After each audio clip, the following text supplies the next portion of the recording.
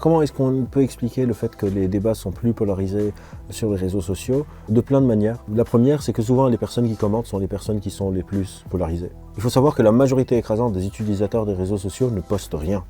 Je n'ai pas les chiffres en tête, mais je pense qu'on était aux alentours des 70-80%, je pense même plus, des utilisateurs actifs. On ne parle pas de gens qui ont créé des comptes et qui ne vont jamais. D'utilisateurs et d'utilisatrices actives qui se connectent au moins une fois par semaine, ne postent rien du tout.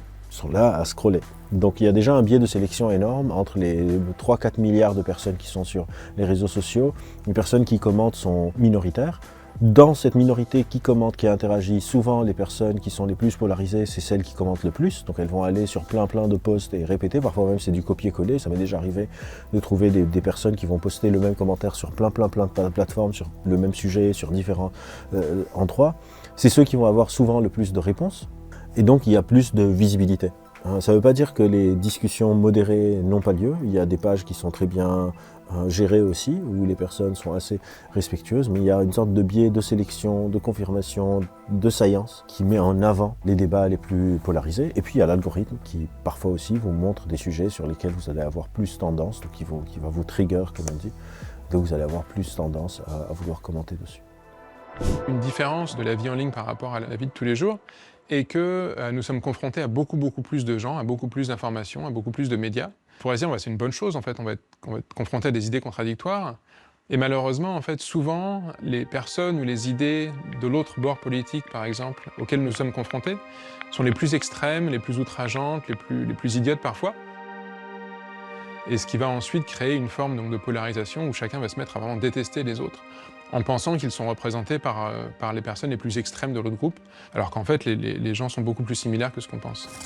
Il y a des études qui ont montré que la polarisation a commencé bien avant l'arrivée des réseaux sociaux, que les réseaux sociaux, on peut accélérer un truc qui a démarré avant. Il y a une étude par exemple qui a étudié la dégradation du discours politique, où on est passé d'un discours politique où le but c'était de présenter des idées, des politiques publiques, etc., à un discours politique où le but c'est de persuader qu'on est les bonnes personnes pour faire le taf sans vraiment parler de ce qu'on veut faire, et qui a été amorcé au début du XXe siècle. Et je pense que l'explication de la polarisation, et donc ça commence souvent par la classe politique, et c'est là où ça se diffuse jusqu'à la population générale. On a souvent tendance à croire que le peuple se polarise et après ça polarise la classe politique, mais dans ce cas-là, évidemment, c'est des boucles de rétroaction, mais on pense que la polarisation politique est en train aussi d'influencer énormément le peuple. Et quand je parle de polarisation, c'est pas genre juste extrême gauche, extrême droite. Ça peut se polariser dans différents partis. Des partis dits centristes peuvent se dire on ne veut plus jamais faire d'alliance avec la gauche ou avec la droite. Ça peut se polariser un peu, c'est pas juste sur une sorte de continuum, ça peut se polariser vraiment dans tous les sens, plutôt comme un cercle que comme une sorte de ligne. Et il y a plein de facteurs qui peuvent aussi expliquer ça. Le fait que de plus en plus de politiques sont plus intéressés par se faire réélire, parce que c'est un peu les règles du jeu. C'est pas que eux, ils ont un truc inhérent en eux qui est bon ou mauvais, c'est juste qu'on les met dans un système où la règle du jeu les incite à ne pas devoir faire de compromis, parce que cela risque de perdre leur poste. Et donc, c'est vraiment une sorte de pression contextuelle qui fait que ça ressort les pires choses pour les animaux sociaux collaboratifs que nous sommes supposés être. Women must earn less than men because they are weaker. Ce sont des constructions sociales et culturelles et qui sont transmises par la société, par différents canaux plus ou moins subtils. Ce serait un peu bizarre de faire des filles en garagiste. Les parents, l'école, la télévision, même les ouvrages scolaires transmettent encore aujourd'hui les stéréotypes sociaux et notamment les stéréotypes de genre. On pourrait se dire, allez, on est en train de s'en débarrasser. Erreur totale, erreur. Alors, il y a plein de facteurs qui expliquent l'adhésion de personnes à ces idées. La première, c'est ce qu'on appelle le biais du faux consensus, c'est-à-dire de croire que ce qui est devenu évident et acquis pour nous l'est pour tout le monde. On a tendance à croire évidemment que les hommes et les femmes doivent être égales, évidemment qu'il n'y a pas égaux, évidemment que les races humaines n'existent pas, etc. Mais c'est évident pour nous. Et on est des animaux sociaux, on crée des sortes de groupes sociaux qui ont leurs propres valeurs. Et on a tendance, parce qu'on interagit souvent avec des gens qui sont dans nos groupes sociaux, de croire que les autres groupes sociaux sont minoritaires ou n'existent pas. Et je pense que parfois, très souvent, on se trompe. En tout cas, ce qui est en train de se passer, c'est de réaliser qu'on se trompe. Les exemples les plus flagrants pour quelqu'un qui est par exemple progressiste, c'est le fait que le Brexit gagne, en se disant, et c'est là où on a réalisé qu'il y a tout un pan de la société qui ne parle pas avec tout un autre pan de la société. L'élection de Donald Trump, la pensée de certains tech bros de la Silicon Valley qui disent bah oui, il faut écraser certaines personnes, que des gens qui meurent c'est pas très grave, etc. On peut penser à Peter Thiel, à plein de gens qui gravitent autour de cette partie. Et donc ces gens ont aussi souvent une sorte de force de frappe assez importante, de la même manière que les progressistes l'ont eu à une certaine période. C'est-à-dire on ne peut pas penser la diffusion des idées dans une société sans penser aussi les rapports de force et les moyens qui sont disponibles. Et effectivement, sur les dernières quelques décennies, les idéologies plutôt progressistes, qu'on appelle progressistes, l'égalité des droits, lutter contre l'homophobie, lutter contre le racisme, avoir des sociétés plus justes, être plus équitables, etc., étaient des idéaux qui avaient les moyens pour se diffuser dans la société. Et il se trouve qu'aujourd'hui, des personnes qu'on qualifie donc plutôt d'idéologie plus réactionnaire, de se dire en fait non, tous les humains ne se valent pas, qu'il y a des différences significatives et fonctionnelles entre les hommes et les femmes qui font qu'il y a des rôles sociaux qu'on devrait remettre sur la table, qu'il y a des cultures qui sont plus riches que d'autres cultures et donc qu'elles ont le droit de domination sur ces autres cultures et quelque chose qu'on devrait pouvoir dire, qui aujourd'hui ont beaucoup de moyens à nouveau de le faire. On a vu le changement drastique de la timeline sur Twitter quand c'est devenu X racheté par Elon Musk, c'est des choses qui sont quantifiées. Et donc tout ça fait que ces idées ont plus de moyens de se diffuser. Et plus une idée se diffuse, ne serait-ce que par effet de répétition simple, elle va trouver une sorte de public qui va y adhérer. En effet, notre environnement est extrêmement complexe et nos ressources cognitives sont néanmoins limitées. Or, les stéréotypes nous permettent de simplifier efficacement notre environnement en attribuant des caractéristiques similaires à des groupes. Les hommes tous les mêmes, les femmes toutes les mêmes, les jeunes tous les mêmes, les âgés tous les mêmes.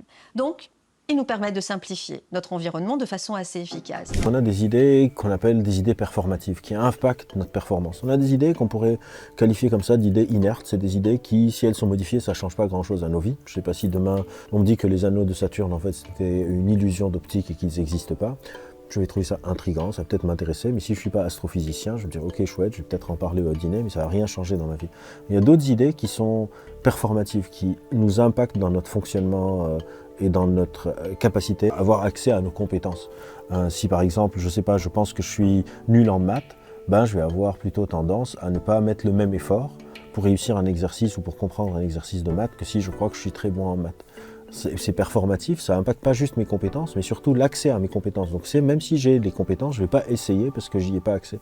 Et la menace du stéréotype, c'est un peu ça, c'est une sorte d'effet qui impacte notre capacité à avoir accès à nos compétences, pas juste parce que ça vient de nous, mais aussi parce que ça vient de l'extérieur. Donc par exemple, si je reprends l'exemple des maths, si je crois que les femmes ne sont pas bonnes dans les matières scientifiques, ça va impacter la capacité des femmes à montrer leurs compétences scientifiques. Une expérience très connue qui a été faite, c'est de donner un même exercice à des classes de petits garçons et de petites filles.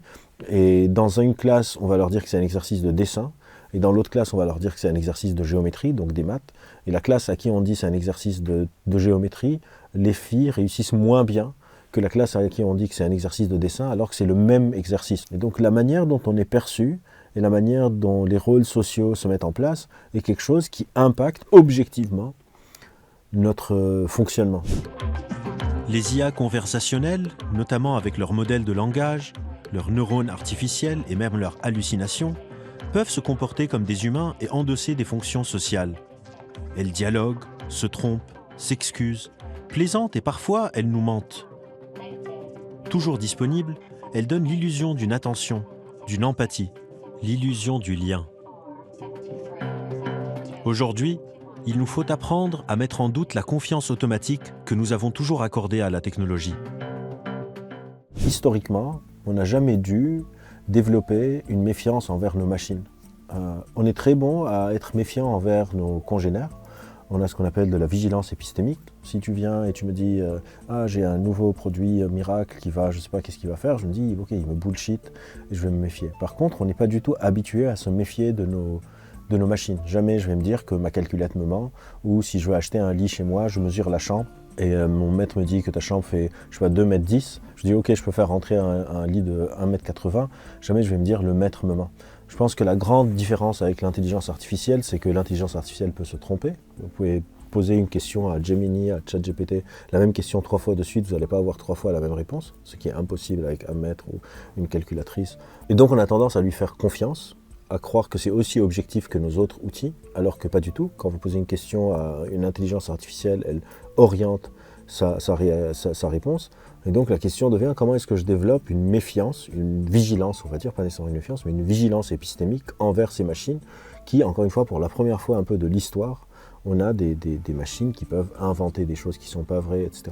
On voit aussi un phénomène, on n'a pas parlé de ça dans le documentaire, qui s'appelle le spiraling, où des gens rentrent dans une sorte de spirale parce que les intelligences artificielles actuelles aujourd'hui sont très flatteuses, où l'intelligence artificielle les flatte et leur disent qu'elles sont des gens spéciaux, qu'elles sont des personnes spéciales, etc. Et quand elles en parlent avec leur entourage leur dit bah, on est tous un peu moyens.